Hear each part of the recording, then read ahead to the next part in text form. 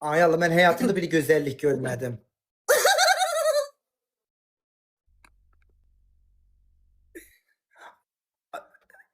Ha, Oynuyorsunuz haralısız. mu peka?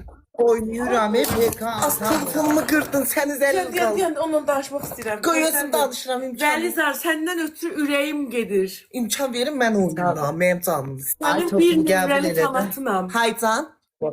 Az qəbul elə də. Olmadı.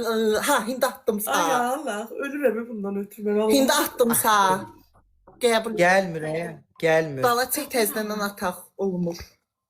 Ay, haralısız xanım. Mən Bakılıyam, Qazaxlıyam, şeydə qalıram Türkiyədə, İstanbulda.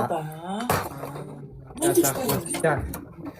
Ne tərsən, narsan? Çok teşekkür ederim. Kazakça bilirsen. Yox, Qazaxlıyam, Bakının Qazax kəndi. Bakının Kazak kendi haradır? Qazax, Akstafa, Qazax. Ha, Akstafalı var ya, o Orxan Pampres taxan. Onun tərəfindənəm. Az öyle kent var. İlk defa değiştirem. Ha. Fikir verin. Kız hardasan sen? Ha?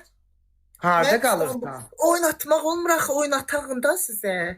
Ben atamıram seni he. İndi atın. At görüm. Düzdür. Olmur. Neyse Sizə olmur. çox adam atır ona görə. Sizə çox adam oradan basır. 20 saniye sene de basmırlar. Gözde 20 saniye. Sene de çok adam basırdı oradan. Mene bak 20 saniye gözde geçsin tezden bas. Ha, yaxşı gözlə getsin, basacağam. Sen Türkiye'de ne iş görürsen? Mən burada qalıram, köçmüşəm bura. Ben ne iş görürsen? İşləmirəm, iş axtarıram. İşlemizde ne çaydı oradasan? 2 aydır.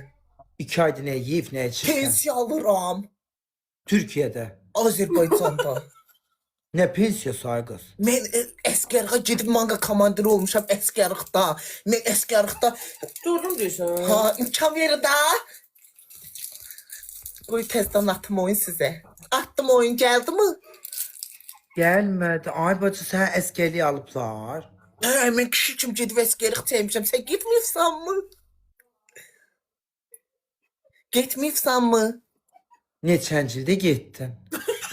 Mən 2017-də getdim, 2019-da qayıtdım. Ne pensiyasıdır bu?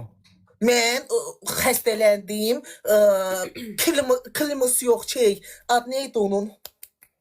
Sətəlcə. Az yox, pırmını keçdim. Ne?